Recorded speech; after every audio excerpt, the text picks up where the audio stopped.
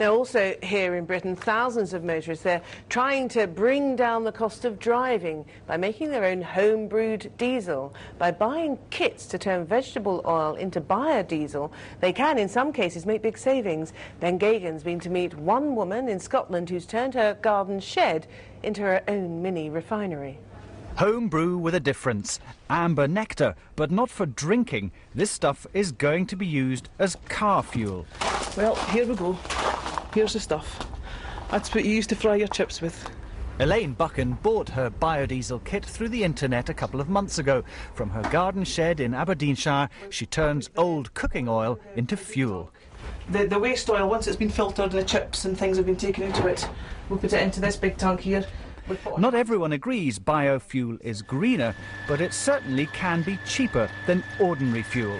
Elaine's biodiesel costs her just 30p a litre to make, so that's a huge saving on what she'd pay at a petrol station. And that's why so many people are now making their own biodiesel, and not just in Scotland. Elaine uses her fuel to run a taxi service on the east coast of Scotland. As long as she produces less than 2,500 litres a year, her biofuel is duty-free. It's a win-win situation all round. It keeps the fuel costs down, it's good for the cars, uses up old oil. I mean, I can't think of anything negative to be doing it, you know. Hey Elaine, how you doing? Some oil for you here. Collecting throwaway oil and turning it into fuel is a growing cottage industry right across the UK.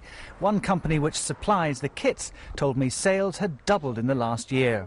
But biofuel has to be made carefully. The government's safety watchdog warns it should only be carried out in controlled conditions by people with proper training and experience. You have to use fairly nasty chemicals, caustic soda that can burn. The mixture can be highly inflammable. And also, if you don't check with the vehicle manufacturer, it could ruin your fuel pump, which could cost you something like £1,500. Hi Derek, down to the Botnica in Albert Key for a fare.